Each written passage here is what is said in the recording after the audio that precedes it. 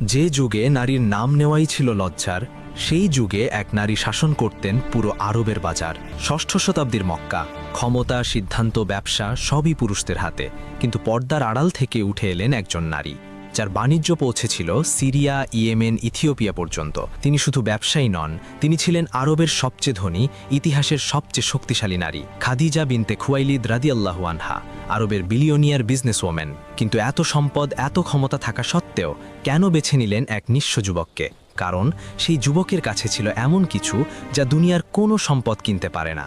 মক্কা ডাকত যাকে আল আমিন। যখন প্রথম ওহী নাজিল হলো, ভয় কাঁপছিলেন রাসূল সাল্লাল্লাহু আলাইহি ওয়াসাল্লাম। তখন তিনিই প্রথম সাহস দিয়েছিলেন। পুরো দুনিয়া যখন মুখ ফিরিয়ে নেয়, তিনি দাঁড়িয়েছিলেন ঢাল হয়ে, ছায়া শক্তি হয়ে।